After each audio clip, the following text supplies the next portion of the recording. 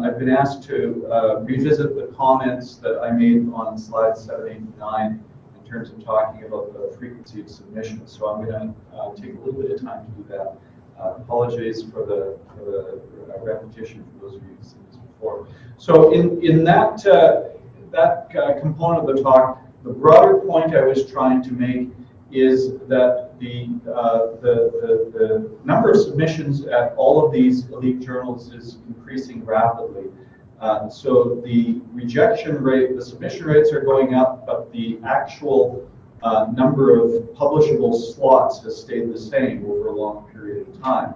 So these are the statistics for AMR from the period of 2009 to 2015, and as you can see, each year they go up in a kind of a stepwise fashion. And I haven't checked the current statistics, but I would. My last conversation with the editor was that there were well over 1,000 submissions each year. The pace of increase at the Academy of Management Journal has gone up exponentially. They have had to hire additional editors, and so the proportion of submissions to rejection, the rejection rate, is going to be much higher than the numbers that you're seeing here. On the following slide, what it shows is, given that early year submission of around 500, typically about a third of them are desk rejected, and then of the desk rejects, about half of those then get rejected after the first round of revisions, and about 20% make it through the R&R stage. So ultimately, the overall accept rate at that period of time was about 10%. Rejection rate, more depressingly, I guess, is about 90%. I think those numbers are much higher now. I think that the accept rate is probably in the range of about somewhere between 5 and 8% on any given year, and the rejection rate is somewhere between 90 and 92%, which again is depressingly high. But as I was commenting before, what we also don't do a good job of is preparing ourselves for the inevitability of rejection, because we all get rejected and we need to learn from that process. And it doesn't, for the moment, mean that we shouldn't continue to try publishing and talk to your journals. Partly because the response to your rejection typically happens relatively quickly. And that's the slide that I'm showing you now, which means that you shouldn't be sitting around waiting for a year to get feedback on your paper. And if you submit to these elite journals, you are getting the best quality feedback that you can imagine. And you should not be depressed by that, but learn from it and use that information to revise your paper again and submit it to another elite journal. And typically there is a hierarchy. The hierarchy depends, of course, on the discipline that you're in. But in the context of the Academy journals, people will submit to AMJ, get rejected, submit to ASQ, get rejected, submit to Art Science, and so on, with the assumption that it's improving at each stage. And my personal philosophy is that every paper has its home, and you need to operate with that assumption. There is one question already. Okay. Can I pose it to you? Roy, is that all right? Yep. From Ali, who I think might even be upstairs. Can you elaborate on the submission to special editions? Is there any difference between special editions and normal submissions? Yeah, that's a great question. And a note to Ali, this is like being at home where my daughter is texting me from upstairs. Just come down and talk to me. He might also be back in London, but okay. Oh no, he's upstairs. So when I first got into this racket, the assumption was that special issues were easier to publish in than regular submissions. That has changed very dramatically. And I'll give you an indication of that. So I also sit on the board of the Society of Advanced Management Studies, which is the oversight body that looks at the Journal of Management Studies. And they're very good at maintaining statistics about numbers of submissions to special issues. And they're also interested in the degree to which special issue publications are cited relative to regular issues. And again, 10 years ago, the answer was that special issues were somewhat deficient in both of those numbers. They had lower submissions and they had lower citations. That has completely flipped now, and the statistics at Journal Management Studies was that the volume of submissions to SIs is much higher now, and the citation of those are much higher now. And they're trying to figure. So one of the strategic reactions they're going to have is to produce more special issues. They're struggling with a little bit for the explanation of why that has changed around. I think the answer is that if you want to nudge the conversation in a different area, in a journal or in a field, a discipline, the only way you can do that is through special issues, because we do tend to be quite conformist in our thinking as academics, and changing the conversation requires someone to say, "What about this?" and switch the topic. And I have to say that I am very biased in favor of special issues, because my first major publication was in a special issue at Academy of Management Journal. There, at the time, institutional theory was all about why our organization is the same, and I happened to be, because I'm a contrary individual, I was doing research on institutional change. They said, "You'll never publish." No worries, I don't really want an academic job. The world caught up to me after I finished my dissertation. There was a special issue on institutional change. As a result of that, I have taken on a series of editorial roles as a special issue editor. The most recent one that we have coming out in our studies right now is the introduction of more historically informed methodology, uses of the past in organizations. And that'll be coming out in January of next year. I've also looked at special issues to introduce qualitative research into entrepreneurship studies, and on and on. I think the editorial attitude is that special issues now are the way to go, and I would strongly encourage you to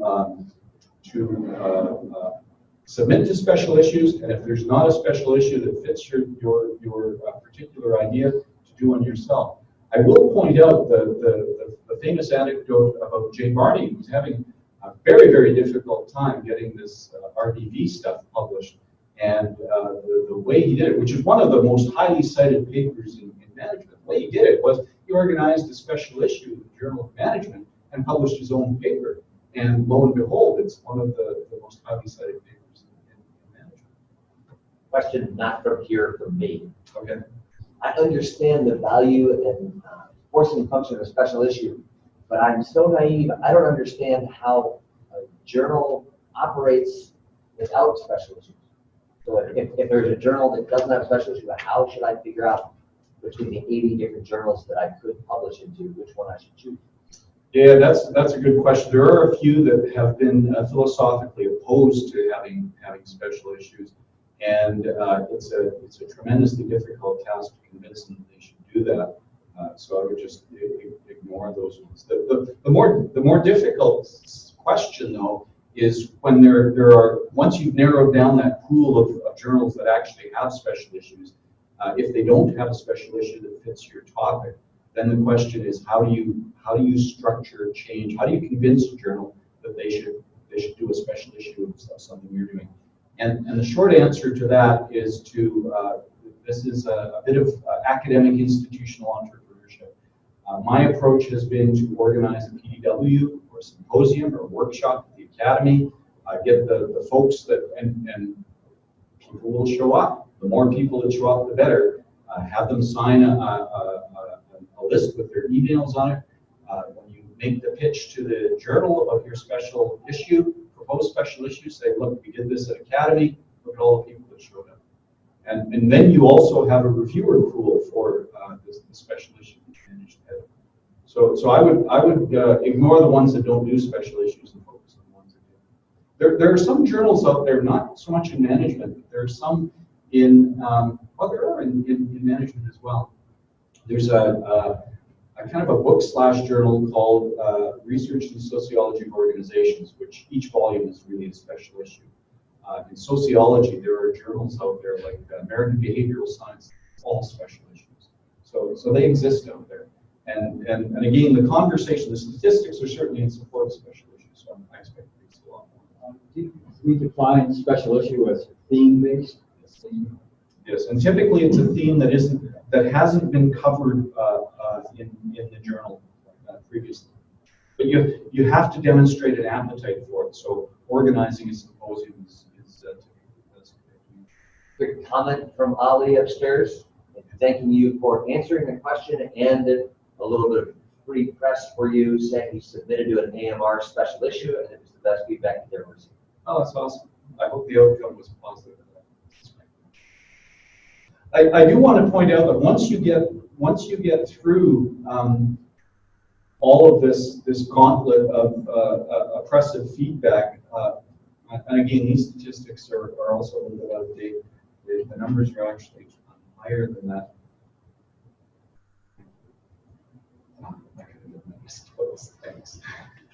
Once you get through, the audience for the elite journals is much bigger than most other journals. This is measured by the impact factor typically. Although I have to caution you, these impact factor numbers are really, they suffer from a small numbers problem.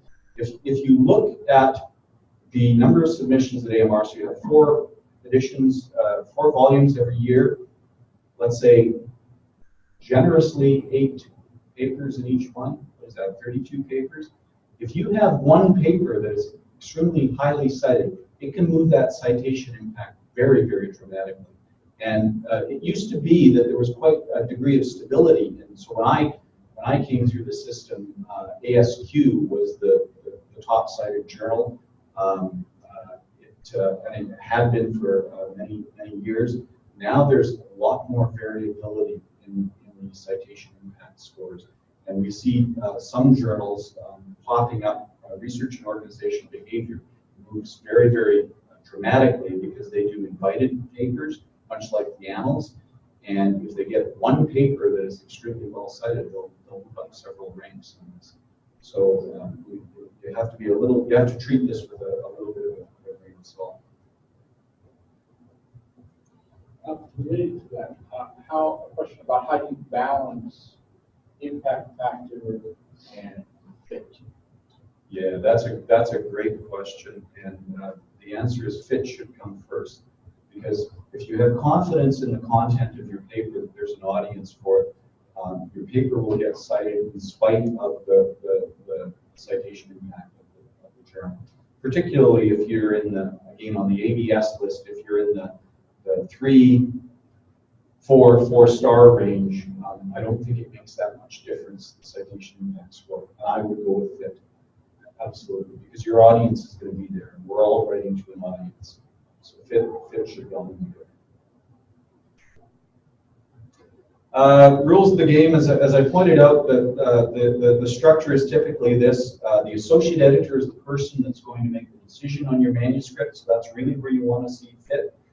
Most associate editors at academy journals are advised that their role is not to really just count the votes of the reviewers, but to actually make their own independent decision, that the information the reviewers give is context. In my experience, some associate editors do that, but more frequently they are vote counters. So you have to be very, very careful, particularly once you hit that R&R stage of managing the reviewers. You want to maintain the intent that you originally had in writing this paper, but you now suddenly have to satisfy a very, very small audience. Real interesting ethical question is how far do you abandon the intent of your paper to satisfy the reviewers? And the answer that I have to that is that it depends. I'll give you an example of that. So I'm a qualitative researcher. I really don't like this idea. At the time, I didn't like it. I changed my mind since. I didn't like this idea of frequency count of words as a proxy for meaning. And I made a submission to Administrative Science Quarterly. One of the reviewers says, how do we know what your interpretation, if your interpretation is accurate, you need to count the words. Philosophically opposed to counting the words, but I really, really wanted, I was a junior scholar then, I really wanted the publication, so I counted the words. Fortunately, it worked out, and the paper got published, but that was a compromise that I regretted at the time, and I've come to change my mind about. We were just having this conversation about content analysis. Sophisticated it is now, so now I count words all the time. But I think the technology for doing that is a lot better.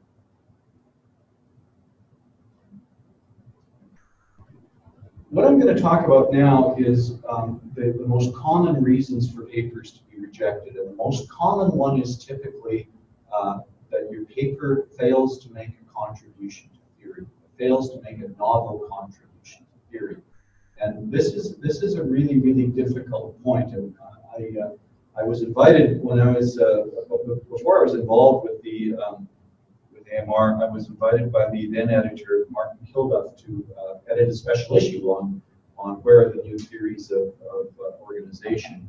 And through that process, we didn't get a lot of submissions that are new theories in the J. Barney JBV style. What we got were a lot of papers about how to write theory, the mechanics of claiming you have a new theory, which interested me because I'm very interested in processes of writing and what this whole thing means in terms of rhetoric versus reality. So what I'm going to step you through now, relatively quickly, are the most common reasons for papers being rejected. I'm going to leave to the end this question of what is a novel contribution to theory, because it tends to be a proxy or a placeholder for a whole bunch of issues that they can't really articulate very well. It is like the famous Supreme Court justice said about pornography and art. I can't say what it is, but I know what it is when I see it. I think editors tend to rely on that line of thinking in terms of theoretical contribution, which I think is a bit of a it's a problem in the sense that if you can't state in advance what is a theoretical contribution, then you shouldn't use it as a reason for rejecting papers. But we'll come to that.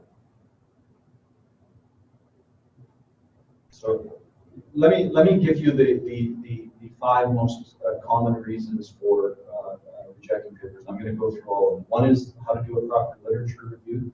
Second, the motivation statement, why I should read this paper as a reviewer, as another academic. Issues of construct clarity, presentation, which is really writing, and then we'll come to theoretical contribution.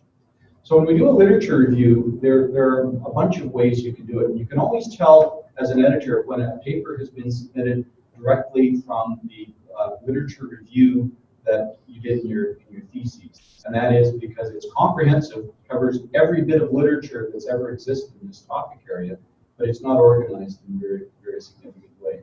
It tends to be structured chronologically. So the chronological approach is a strong signal of comprehensiveness. First so-and-so did this, then this, then this, then this, and now we're at this. The problem with that is that the people who are going to read the experts who are going to read your paper, they know this already. And what they're interested in is, of course, this 5th point, a novel theoretical contribution. So you have to convince them, without boring them to tears, that you're going to make a novel theoretical contribution. And typically, you have to do that within the genre of 40 or 50-page journal article. That means you have to tell them what the novel contribution is while you're doing your literature review. And ideally, you tell them what the novel contribution is in the first 3 paragraphs of the paper, and then reinforce it in the literature review without sacrificing your ability to signal to them that you know what you're talking about. That is, without sacrificing comprehensiveness. So you have a task a challenging task that you can accomplish it. So typically, what they'll do is that they will provide. Is there a question? Is that noise? Nope. Oh, okay. All right, good. So typically, what you do, and sometimes you've done this already in your theses or when you're structuring your paper, is you do a typology or a taxonomy. That you don't just list out the material chronologically, but you start structuring it in terms of different subject areas within the topic that you want to talk about. And that's an advantage. In fact, there are folks that have been editors or associate editors of AMR that would say, if you have the right taxonomy, that's a theoretical contribution or a typology. Now, in management, a good taxonomy and typology can be distilled into a 2x2 in many cases. So, or a heuristic model like Porter's 5 forces. And I'll say that's enough. That's what you need for a theoretical contribution. I think that goes a long way. I think you're about 90% there, but I think there's actually more that you can do. That you need to do it thematically. That is, doing and this really is a stage process. You should do the chronological thing first. We all need to do that. Then the next phase is to organize it in a typology or taxonomy of sorts. But then what you need to do is you have to figure out what it is new that you're saying about that literature, and then go back and rewrite that taxonomy with your concluding model, with your contribution, what you think that is so unique and different about your paper that you are actually changing that expert's opinion about what they thought they knew. That is, you are taking the literature that they thought they knew, and with your contribution, you're elevating it to a new understanding or a new interpretation of the literature. And that's a really, really high standard. But if you can achieve that, I would think that your odds of getting this paper through the review process is actually pretty found. So an effective literature review, you have to signal comprehensiveness, but you don't have to include everything in that literature review. Let me give you an example. If you were to do, so I did a recent piece in the Academy of Management Annals on legitimacy, which is a topic I'm very, very interested in. It's a 50-page paper, most of which demonstrates the comprehensive. We organized it into a typology, but there isn't really a contribution to theory there. If you were to do a paper like that, a literature review like that in your paper, it would consume the whole length of the paper. You can't be comprehensive in a literature review on a major subject area. So you need to just signal highlights that you, to the reader, that you understand this literature, and you're not going to bore them with all the details. So you then need to start focusing it based on what you think your novel contribution is. And in that literature review, you need to signal that you are elevating everyone's understanding of what they thought they knew about the topic. It's actually really different. If you re-examine the literature based on your premise, based on your contribution to theory, you're going to understand that literature in a new way. That's the definition, in my opinion, of theoretical contribution. But it's very, very hard to do. The second element, the papers get rejected, and I've got to be mindful of time that I don't tell. But okay, we're okay, and I want to make sure I leave room at the end for some discussion. So in a theory paper, and I'm not going to talk about empirical papers because this is my expertise, and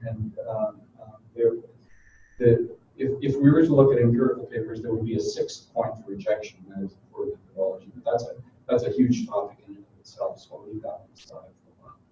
So the other thing that is critically important is that you need to explain, again, typically within those first 3 or 4 paragraphs, why your paper is important. You need to give it a motivation. You need to give the reader, and particularly the editor and reviewers, a reason to publish this, an idea of why this is something that hasn't been done before. This also contributes, again, to that 5th point about a contribution to the literature. Typically, this is done with the idea of creating a gap in the literature. The literature says this, the literature says this, the literature doesn't say this. If I look at what's going on in institutional theory now, much of the writing is focused on constructing a logical flaw in the literature. And that used to be a very, very effective way of motivating papers in AMR. It's less so now because it becomes very, very self-focused. It becomes internally focused on the logic of the paper, and what it ignores is new phenomenon. And so what I'm seeing now, both in AMJ and in AMR, are more popular, and actually in this context of constructing a gap in the literature, there's a lot of writing out there about how to construct a gap in the literature. There's a nice paper in AMJ by Karen Locke and Karen Golden-Biddle from 1996, 1997, something like that. They talk about how to rhetorically construct a gap in literature. It's a very, very good paper. But increasingly, what I find is that editors are looking for new phenomena. They're not looking for you to say, well, we know all this, but there's a logical flaw in the models that have been put forward. More likely, they're looking for you to say, well, we know all this, but it really has overlooked this thing that's taking place in the real world. And if you can motivate your paper that way, which in my opinion is actually an easier way to motivate a paper, by identifying and elaborating an interesting phenomenon, then you're more likely to get it through. And it is this shift that is motivating most of these journals to look at grand challenges out there. This idea of there is some phenomenon in the world that we've been ignoring for a long period of time. When you think about it, much of management literature is ignoring phenomenon. We tend to be backward-looking, not forward-looking. So I see this as an incredible opportunity to change the conversation in journals by saying, particularly in the context of technology and social media, there's a lot of stuff that the journals aren't talking about now. So my advice to you on this is to try and motivate your paper phenomenally rather than by a logical gap in the literature. Once you've identified a new phenomenon, it's pretty easy to construct that gap in the literature and say, look, you guys have been looking over here, but look what's happening over here. We need to address this issue. One thing I've observed in colleagues that publish much more is that often, and this goes to your earlier point with fit, they actually identify a paper in the journal itself that they're targeting that has in its areas of future research a gap. Yes. And then they explain how they're going to, in this research, address a gap that's already been identified in that journal. That's absolutely right. And that has the added advantage of suddenly you're engaging in a conversation that's already taking place in that journal. And that goes to your point. Absolutely. The third reason for rejection is clarity of concepts or clarity of constructs. And this is a subject that, again, that I've published on before, and it's a subject that's really, really important to me because it speaks to this idea of clarity in writing that I'm absolutely fascinated by. And we tend to think that constructs are more challenging in the social sciences than they are in physical sciences, but I'm going to demonstrate in a second, I hope, that isn't actually true, that all disciplines, particularly the hard sciences, have a clearer understanding of what constructs are and aren't than we do. So the definition of constructs is really this conceptual abstractions of phenomena that can't be directly observed. And in the social sciences where we work, much of what we talk about is not directly observable. Motivation. We have measures for motivation, but we don't directly observe motivation. Efficiency. We have measures of efficiency, and in some cases we can sort of see efficiency, but it's not as obvious as some of the constructs that we see in some of the science, in the hard sciences. These are just definitions that I've drawn from various disciplines. A concept that is deliberately and consciously invented or adopted for a scientific purpose. Concepts that cannot be reducible to empirical observation. It's an interesting point. I'll comment on that. Or robust categories that distill phenomenon into sharp distinctions. So let me give you some examples from the various disciplines. In psychology, Freudian psychologists have this notion of id, ego, and superego. This is a construct because you can't directly observe it. It's a set of constructs that have been highly criticized by the more empirically focused psychologists that exist out there. But it is not something that is subject to direct empirical observation. And we tend to confuse the word empirical as something that can be measured quantitatively. Empirical, by its historical definition, is data that we can observe directly with our senses, that we can touch, that we can smell, that we can see, that we can feel, all of us. Smell, that is the core definition of empirical observation, subject to sensation. In fact, the definition of the word common sense is an averaging of all of those senses, sight, touch, smell, all of those. The problem is that much of what we work with is not amenable to direct empirical observation. This is true in the hard sciences as well. So consider that, for example, some of the concepts that we have in physics, quirks, quarks, black holes. These are concepts that folks figured out theoretically first, typically by highly abstract mathematical calculations, and then only over long periods of time, with the expenditure of millions and millions of dollars, do they construct equipment that will allow them to measure it.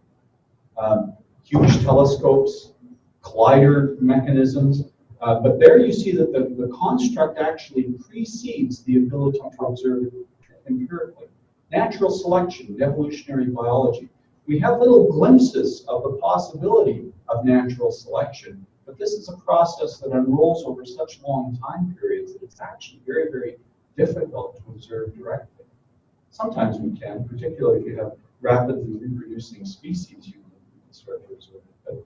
But these are all abstract ideas that get empirical definition over time. And of course, we have our own performance, commitment. Even the term organization is a really, really difficult concept to define because there is such an incredible variety of expression of forms of organization. In fact, I just read a nice one published in one of the European journals about fluidity in organizations. Is the group anonymous organization? I don't know. My point is that because we deal with such variation in the phenomena we observe, it becomes very, very difficult to use precise language to describe it. So what is construct clarity? You need a definition. And if your paper introduces a new idea, a new concept, or a new construct without a definition, it's going to get rejected.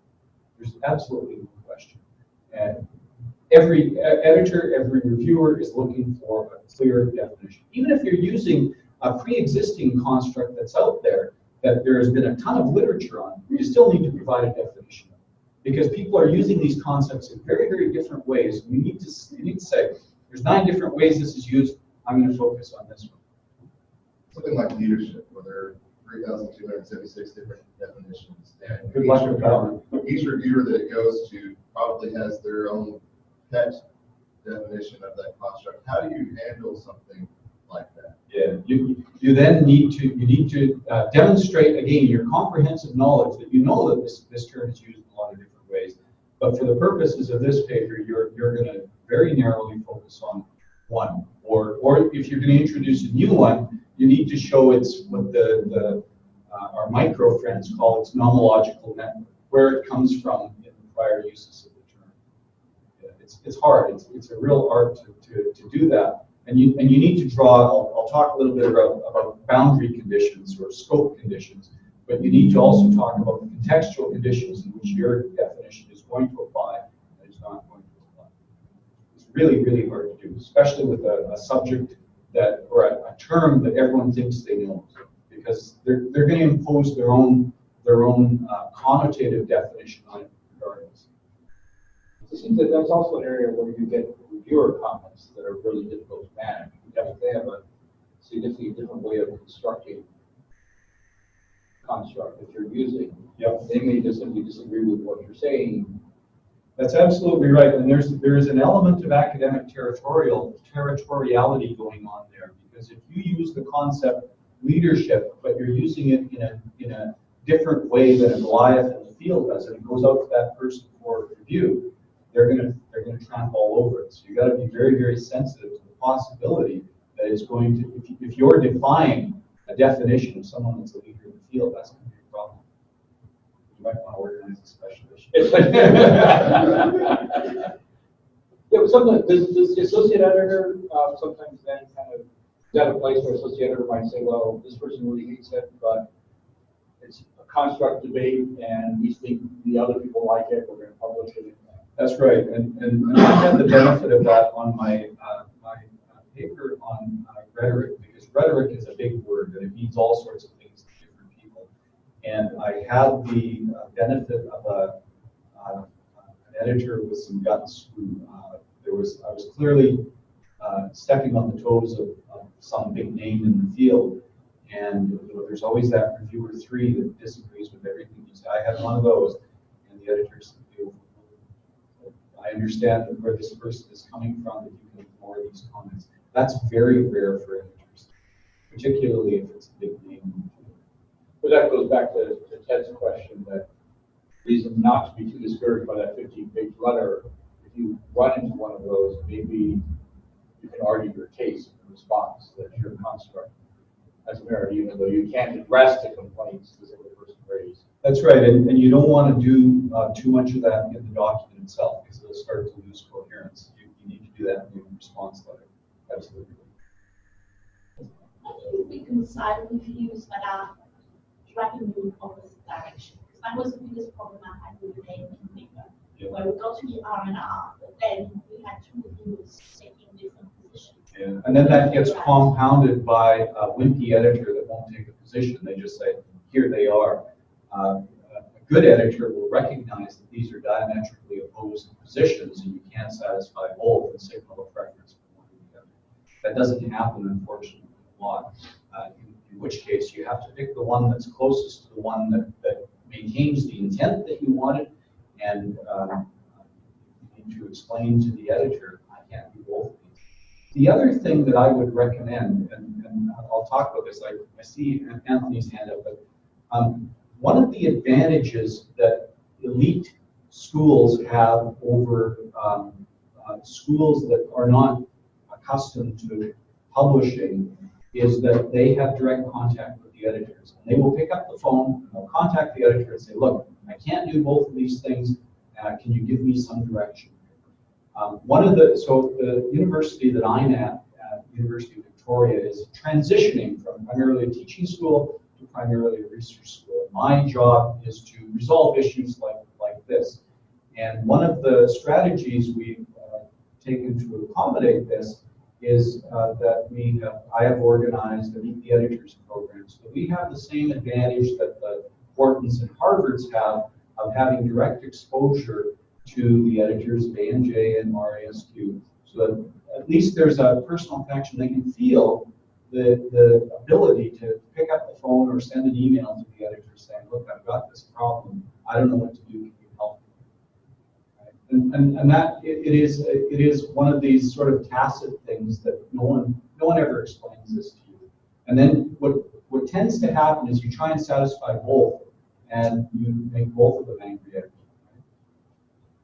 you. You pretty well addressed what I was going to say, but when I was working on a paper that got pretty good journal, we had reviewers that were saying opposite things, and Dan Skarlicki, who is my co-author, called up the associate editor and said, what do I do? But Dan Skarlicki is he can do that. A fairly big name. Yeah. How formal is the relationship between associate editor and author if you're just an everyday person? Can anybody pick up the phone and say, what do I do here? Or yes, absolutely. And the problem is that not everyone knows that, but it is something that I would strongly encourage you to do. I think that editors, associate editors, tend to be very, very busy people, but I do think that they have a professional responsibility to address issues like that. And I think most of them are actually willing to do it. I think they're a little bit surprised that they don't get more queries, I guess, about that. I mean, you have to do it in a polite, respectful way, clearly, but if they are diametrically opposite, I think you have a right to get some direction. That's the editor's job. I think going back to the earlier statistics, it seemed to me that for an associate editor, once you've done the weeding out and you've got to this 20% that are R&R, it's more of a balance of interest. I mean, when you begin, it's just, I want to get published, they want to weed you out if they can. Yeah. By that point, they want you to succeed in addressing the R&R. Yeah, that's another really good point that I haven't emphasized enough, is that we get this impression as an outsider looking in that the purpose of the editor is gatekeeping. They want to reject you. It's exactly the opposite of that. Every editor out there is competitive. They want really good papers. And once you get to that, even that first R&R stage, They want to improve the paper because they want to improve their citation statistics, because they want their journal to go up, all of that. That's why they have the tight turnaround times, the elite journals. They want to attract the best papers. And once they get them in the system, they want to maintain them there. That's one of the reasons that typically most of these journals will have this, we're going to make a decision within 2 rounds. But they never do. They go to 3, sometimes to 4, because they want the best papers. And in my experience, papers do improve on that after that first round. They do improve. If you can get over the fighting between the reviewers nonsense, it actually does a bit. But you're right. The interests are they want good papers to come through. I mean, we need to remember that. The editors know that.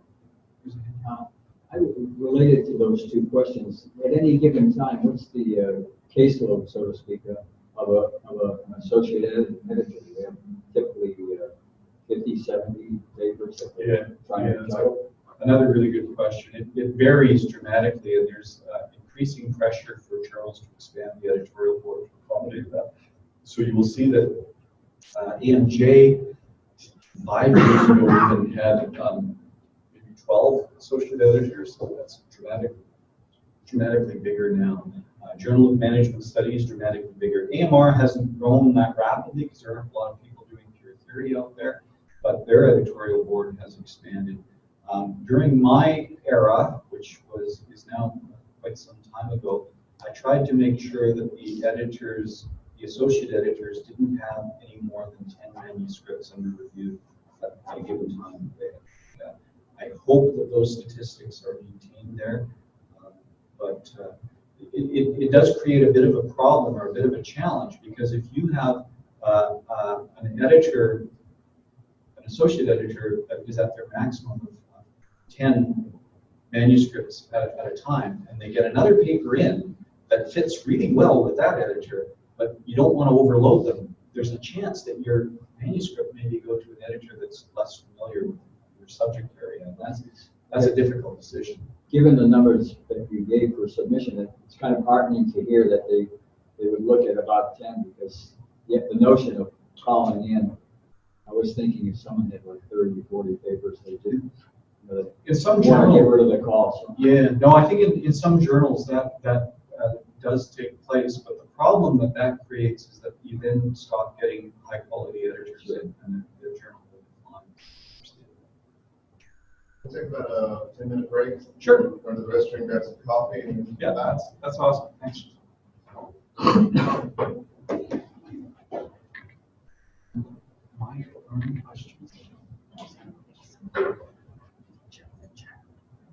Do you want to pause? Good, great. Okay.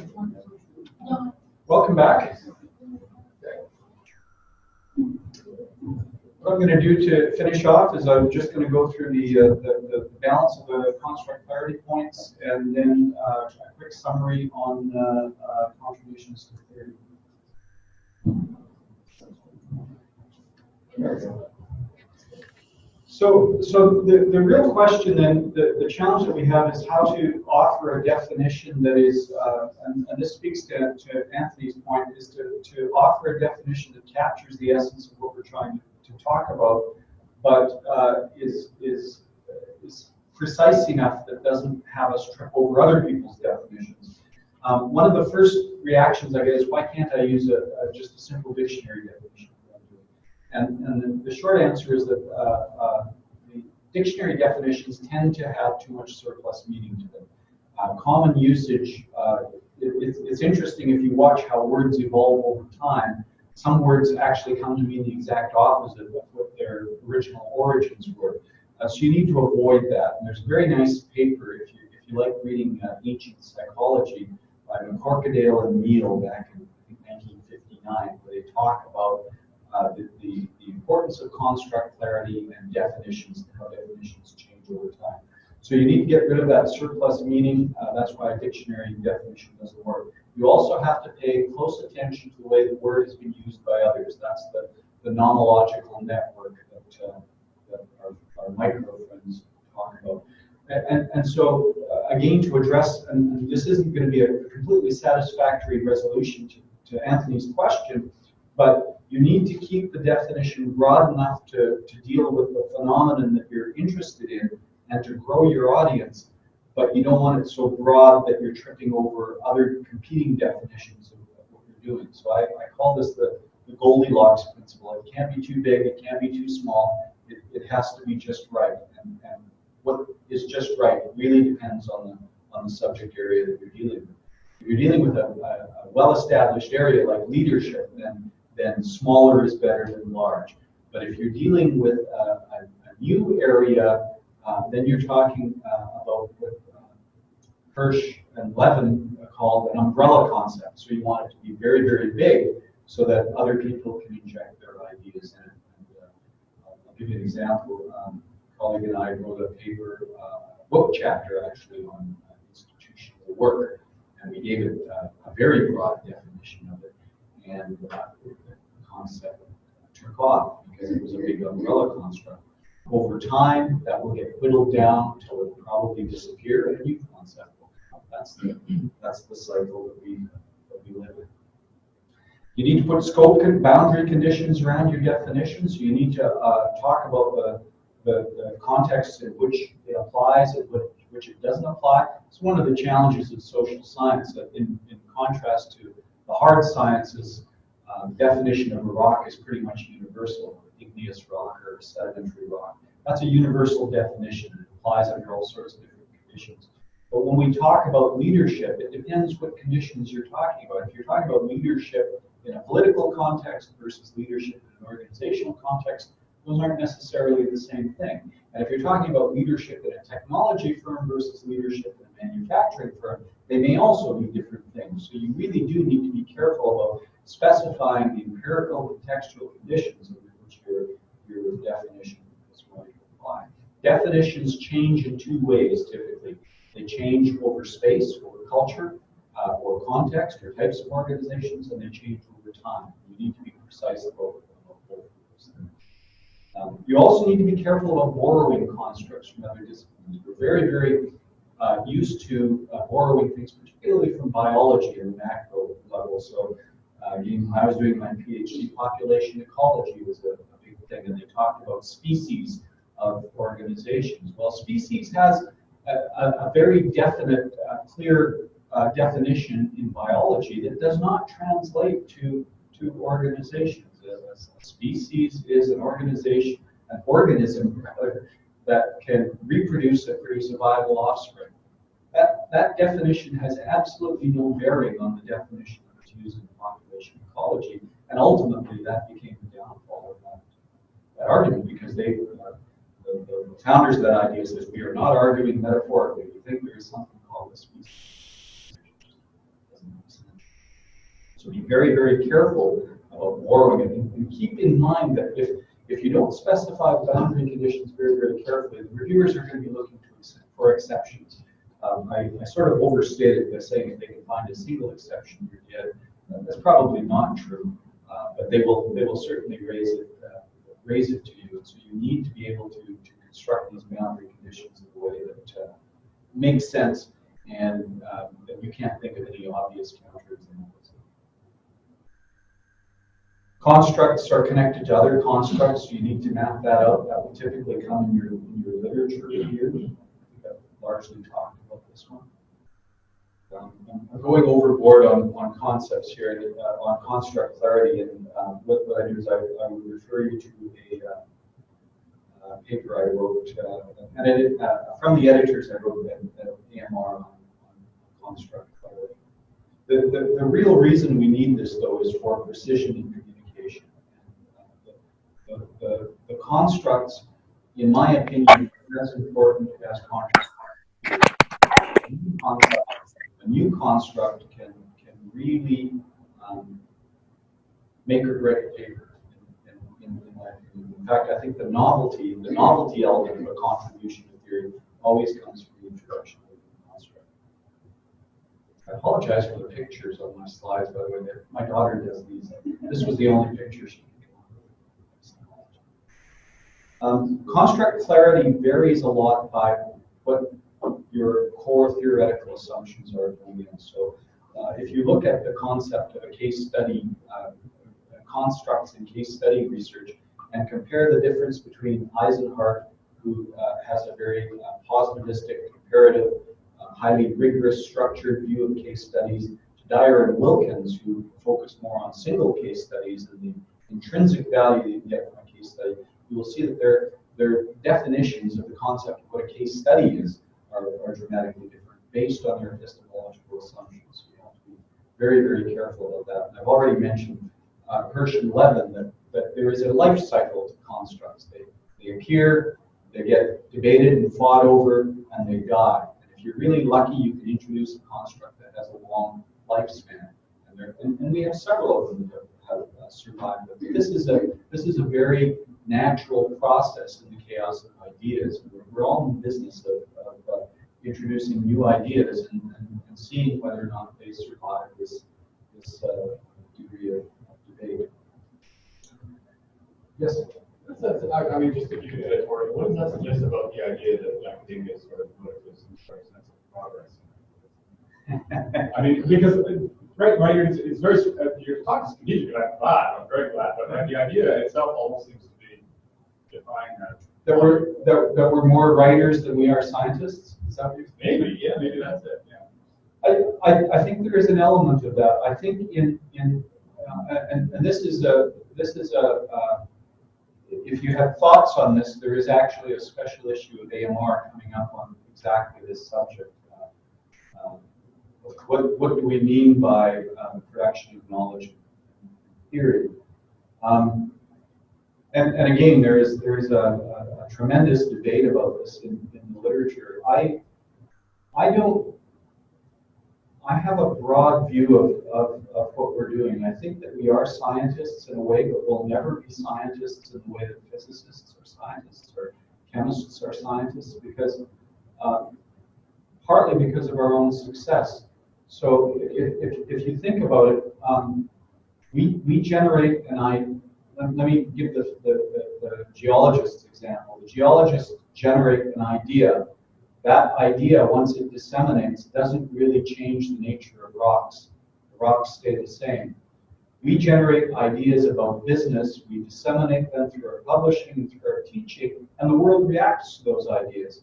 Now, as an example, Michael Porter publishes this idea of how to construct a successful competitive strategy. Once everyone starts doing it, it's no longer as successful as it once was, and so we need to come up with a new idea to counteract the success of our old idea. So that's the nature of the world that we live in, and it means that we live in this state of constant impermanence in our ideas. Is there anything wrong with that? I don't think there is. I really don't. And if you're interested in the subject, have a look at Andy Abbott's book, The Chaos of Ideas, where he talks about this idea, because I think this relates to the notion of innovation, and the apologies of repeating what we were talking about last night. There is, because of the impermanence of the context, the empirical context in which we work in, and because we actually influence the subject that we're studying to change, we need to constantly generate new ideas. But the new ideas come from drawing from other disciplines, and this issue applies to physics as well as it does to the social sciences. And we were talking last night about the Brian Uzi and colleagues did a nice study in Science magazine about Nobel Prize winners. Nobel Prize winners are very, very successful in the creation of new knowledge, which is great, but they tend to be largely unsuccessful in their careers because they don't operate within a single discipline. They're drawn from all over. A good example is the recent, one of the recent Nobel Prize winners in physics was a woman from University of Waterloo in Canada, still an associate professor, struggled to get tenure, and yet won a Nobel Prize. But that profile is not that unusual. If you want success in your career, you stick to your discipline in a Kuhnian paradigm of science way. If you want to generate new knowledge, it typically happens at the intersection of new ideas. And so I think this has implications for entrepreneurship, for example. Where do new ideas come from in entrepreneurship? It has something to do with moving your paradigmatic assumptions around a little bit. So I don't see that there's any particular problem with that. I also think that we have a fairly narrow scientific view of what theory is, and I think that's a problem for our discipline as well. So if you want to publish in AMR, they want you to construct a fairly conservative theory based on empirical evidence.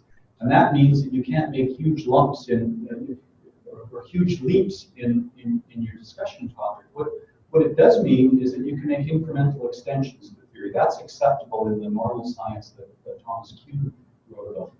But that form of theory is really describing the world the way it is. And I think as academics, we also have a role to describe the world the way it ought to be.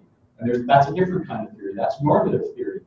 So once I stepped down as editor at AMR, I proposed an essays division for the Journal of Management Studies, which they gladly accepted, which is this idea of writing about the world not the way it is, but the way it ought to be. And the essays component is, I just stepped down from that a year ago. It's still up and running, and I think it's very, very successful. So I agree with your concern and criticism. It's common. It's out there in the literature. There are people who say we have too much theory, that we need to do more sort of decibel empiricism testing theory. Absolutely, we should do that. I'm not denying that. There's also a place for writing theory about the way the world should be.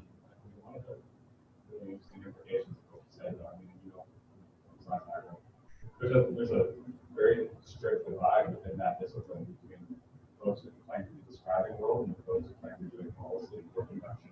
Absolutely. And so it's really interesting. I mean, people that hide themselves off in this, in what they define as a sort of more scientific space, have actually committed themselves to a kind of irrelevancy, right? Yeah. And it's almost tied directly to what you're saying, which is to the extent they're not impacting the world, they're actually capable of making these kinds of, yeah. And I think what we really need to do is to demonstrate the way in which our generation of pure theory does actually impact the world. It does. I mean, we impact the world that we're teaching. We don't give that enough credit. We impact the world in our applications and consulting activities. We don't give that enough credit. Right? So in terms of writing, I'm just going to relate some of the very obvious things very, very, very quickly about writing. But I want to talk a little bit more about processes that you can institute here now that will improve your particular success. And the key takeaway I want you to have from this discussion is to be more self-reflective about your writing and organize structures in which it's sort of like cleaning your house. It's often easier to see messiness in other people's houses than in yours. It's the same thing with clarity of writing because we do so much of this internally in isolation in a monk-like fashion that we don't really get very good feedback on the obvious gaps in our writing that we could have by simply sharing it in a process that most fiction writers know very, very well. I'll talk about that in a second, but I'm just going to reinforce this idea. Read the information from the contributors because that will tell you, again, the signals about what the journal is looking for. You want to enter a conversation and you want to make sure that your style of writing conforms to the style of writing of that particular journal. If you examine it closely, you will see that the style of writing of ASQ is very, very different from the style of writing of APJ. They have a different grammar, hard to say. European writers have a very, very different style of writing from American writers. We can talk about what those differences are if you'd like, but if you're going to write for a European journal, you have different degrees of freedom in the way that you structure your argument than you would have for an American journal. Always write clearly, and that often means use simple words. We tend to think that we sound more erudite if we use $50 words. I find that particularly with my PhD students, and I always have to tell them that if you can't express it simply in a way that your intelligent mother or spouse would understand, then you're not doing it. And very early, I took the habit of reading my papers to my wife, who is not an academic, thank God, but is smart woman, and her first reaction is always, "Oh my God, I can't believe they pay you money to write this stuff." But then she offers really sound, common sense criticism about what I'm expressing. And when we start talking in a second or two about constructing writing circles, always include people outside your discipline in the writing circle. Because we tend to use terms of art that we think we understand, but they have to be comprehensible to people outside the discipline. And you have political scientists here, you have sociologists here, and you have management trained people. Make sure when you're instructing a writing circle, you do that. I know lots of people who think they're good writers and they're not, and I may well be one of them. But it's obvious that the people who, many people who don't have English as their first language are successful in publishing in English journals because they use professional copy editors. And in some cases, some journals will actually say, this is actually a very good paper, but we want you to take it to a professional copy editor and send it back. So that's usually someone who's writing in English, whose original training is in a language that's not English. But I also know many people who are very, very successful publishers who are American, Canadian, UK, and they still use professional copy editors on their manuscripts. And what should you do that? Should you do that before the initial submission? Should you do that? I would get in the habit of doing that. Once you're happy with the content that you have, you don't have to do this every time, but it can be actually quite revealing to have someone go through your document. And sometimes the changes that they make are fair. They look fairly superficial, but they're quite effective. We tend to write very, very long sentences. We tend to combine two ideas into a single sentence, and they'll just simply break those things out into simple, bite-sized pieces.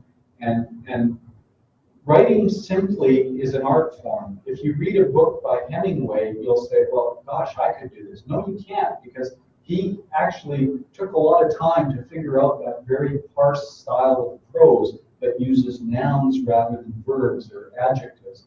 And there's tremendous amounts of cognitive psychology research out there that says that we respond better to concrete words rather than abstract words.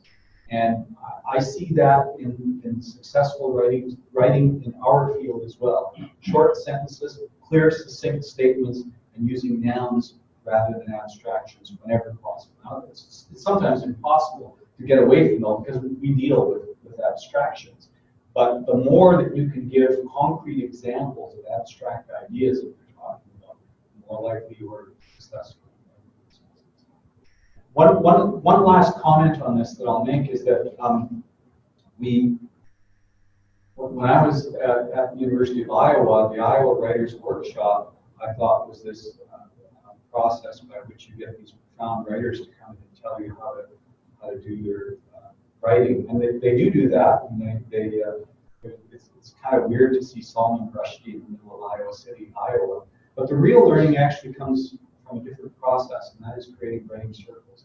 To have your papers circulated with a group of 4 or 5 people that have a degree of trust in which they can offer constructive criticism without destroying the community or the friendship in that relationship, that is an incredibly invaluable tool. And it works because of this clean other people's house.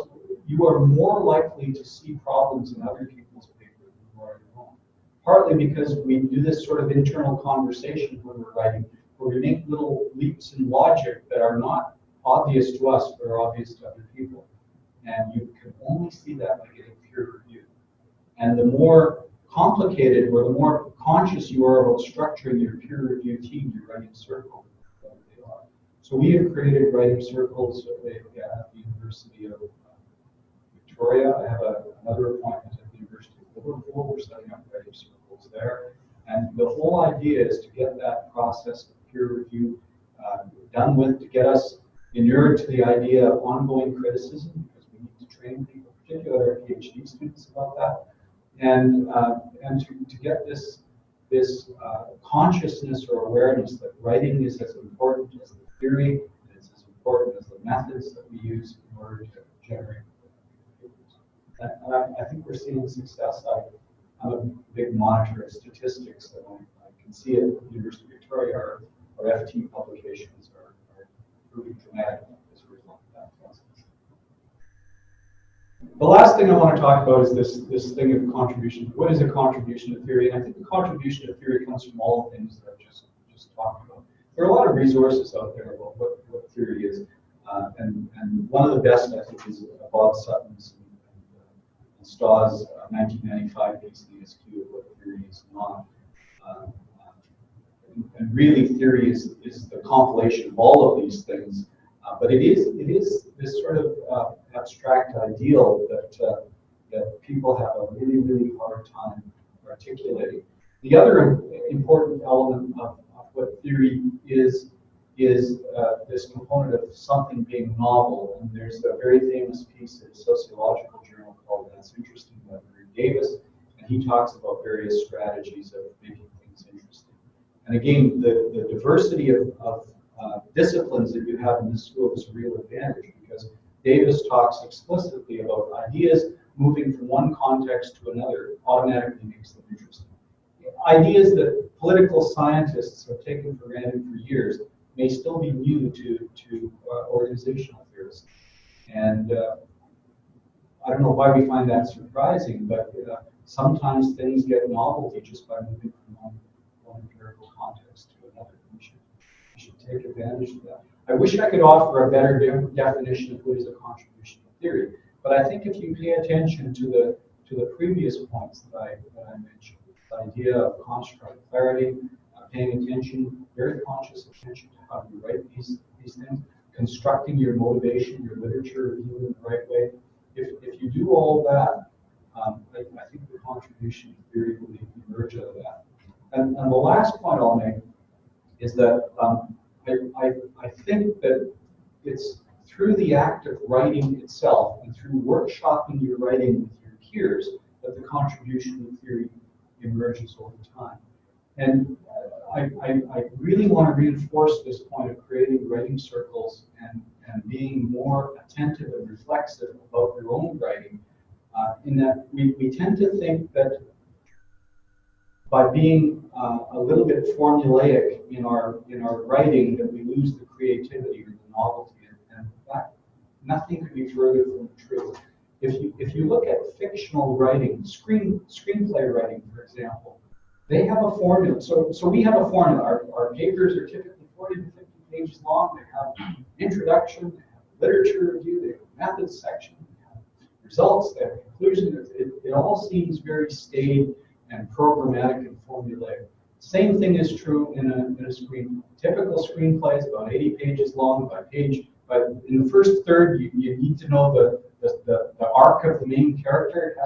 The crisis has to peak in the first third, and then it has to go down after that. They have formulas, and yet there is no end of creativity in screenplays that we see out there. There's no reason that we can't adapt the same principles of screenwriting 101 or 434 and use that idea in the context of what we do. And again, the key takeaway is just to be more reflexive about our writing, because I think more papers get rejected because of poor writing than lack of contribution to theory. And I also maintain that the contribution to theory will emerge out of writing. What that means, though, is that in addition to the multiple drafts of papers that I know that you already do, you need to start sharing them early with people close to you, so you can start getting that feedback. And reciprocally, it can't be a one-way process. If 4 other people are going to take the time to read your paper, you're going to have to read 4 other papers. You should also get involved in the review process of the journals you want to publish in, because that gives you a peek inside the belly of the beast. And reviewing papers, it's time-consuming. I was told by my supervisor that as a PhD student that I shouldn't review papers. And I did it, I defied him on that and many other things. But it was the most valuable thing I've ever done, because first of all, it gets you a peek inside the process. You get to understand how sometimes people respond to the intent of the reviewers. But most importantly, it gives you confidence, because as an early reviewer, you're going to get a lot of bad papers, and you will realize that however bad you might think your own papers are, there are a lot many worse papers out there. And it will give you the confidence to say, I mean, if these guys can do it, I can do it. And it also lets you see the evolution of the papers as they move through these various stages. And papers actually do improve as a part of the process. I've gone on much too long, and I think we only have about 10 minutes left, but I'm more than happy to answer any specific questions. Yes? I'd be curious to hear what you say about answering US comments, because sometimes we also need to select and say, yeah, this is what I'm not going to address. This is just going too far off, or I don't want to deal with it, or it's really not what my intent is in the paper. I find that hard though sometimes, because the minute I get feedback, I want to integrate it somehow, and I'm open to different points of view, so I realize that I sometimes have a complete different project after integrating these reviews. Yeah.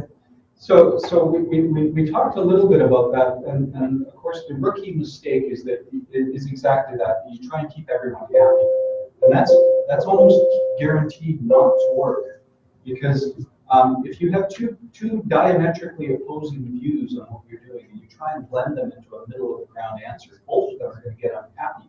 And in order to win this game, you need to get 3 reviewers on your side. So a better strategy would be to first of all, to ask direction, as we talked about. Go to the editor and say, how do I fix this? And if the editor is unwilling to pick a horse for you to ride in this race, then you have to pick one. Pick the one that's the closest to what you intend to do. You will alienate one of the reviewers, but you can manage that in the response letter to the reviewer, saying why it is that you couldn't respond to that question. Hopefully then you've kept 2 of the reviewers on side, and never fully satisfied the 3rd reviewer, but at least explain this. Anybody remote who has a question, Roy can see the chat box now, so if you have a question, just type it in there and he will be able to see it. Thank you. But I meant less the diverging views, viewers, but more like the amount of things. So if you leave out a lot, or you I see. Yeah. Well, again, that just simply reinforces the importance of the response to reviewers letter, where you are, in fact, taking elements that you're being asked to put in the paper that you, for whatever reason, don't feel comfortable doing.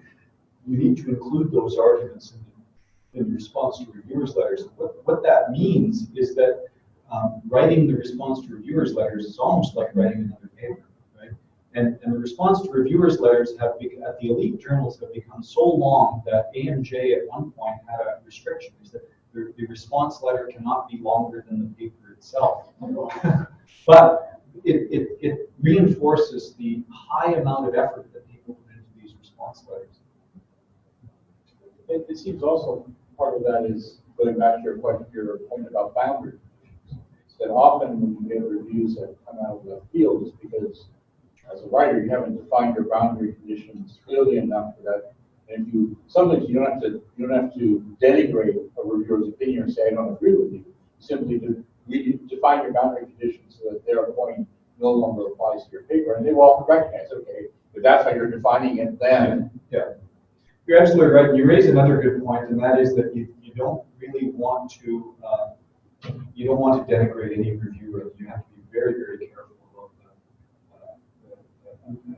Unfortunately, we don't have more time because I have another sort of workshop where I talk about how to respond to reviewers. And the first response is, thank you so much for your great observation. Here's what I'm not going to do with the suggestion. Yeah, I got some here. So we've got how to train faculty to be good at reviewing others' papers. Well, that's Victoria. That's a terrific question. Most PhD programs discourage their students from reviewing papers. We have integrated a course in our PhD program to introduce students early to the review process. We require, I actually give them papers that I have reviewed in the past to do the reviews, and then we compare their reviews with the actual reviews after the fact. So one answer is to start doing it yourself. In the review process, but also to construct workshops within the faculty in which you expose them to the reviews of papers that other faculty are reviewing now in real time. That gives you an opportunity to see, again, to look inside the machine. And what's really revealing in that process is, in response to the question I just had, suddenly you see how much care, time, and attention and skill that folks are putting into the response letters from reviewers. So it's an important part of the learning process. But I would, the short answer is I would just incorporate it into the writing workshops to have a component that is a reviewing workshop where you kind of, it'll actually improve the reviews if you're doing collective reviews on papers as well. I hope that answers your question, but feel free to follow up on that. And I'll look at Lee's question now. What extent are journals moving toward recognizing value papers that make a contribution to practice?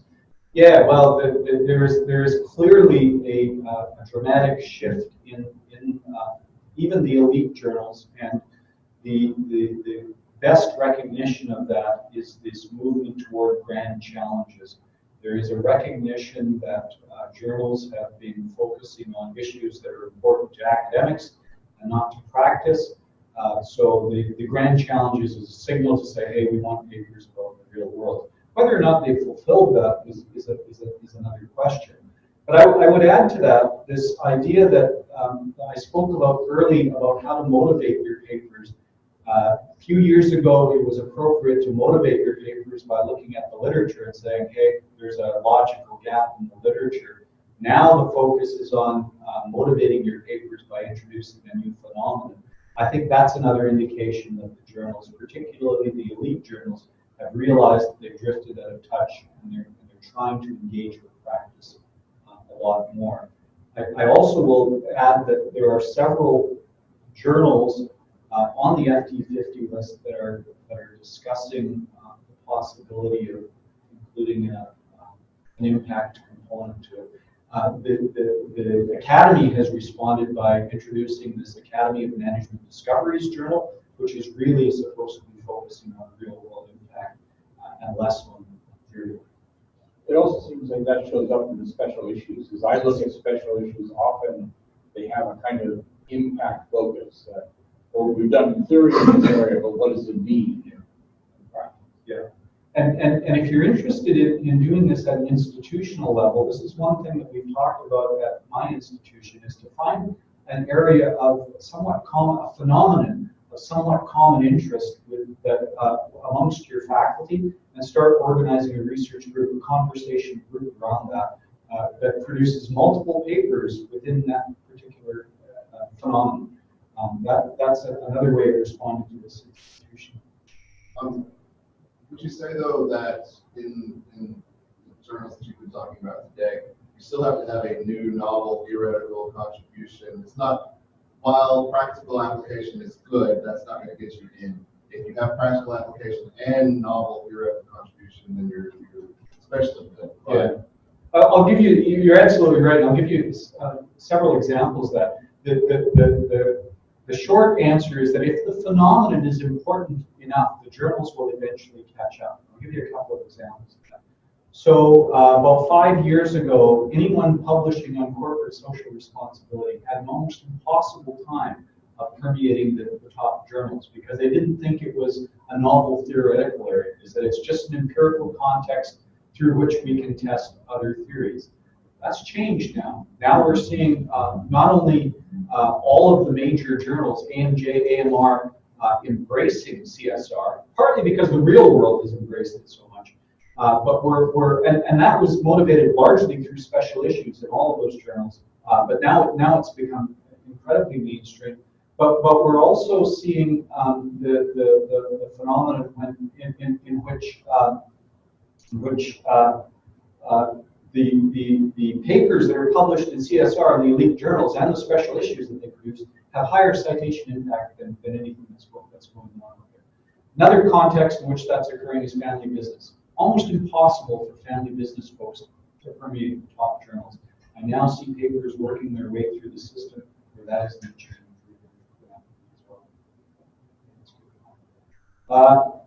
I have a question from Ali. Are there any other strategies you could recommend to get published in high-ranking peer-reviewed journals besides paper quality and writing conversation? Publishing in practice journals to get more recognition, building a relationship with a specific journal editors. If you want to talk about strategies, Ali, about legitimating a certain topic area,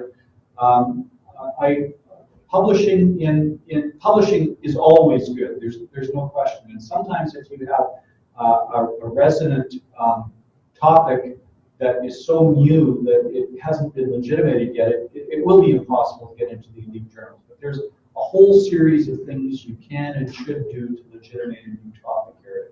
And I'll tell you the strategies that I've taken.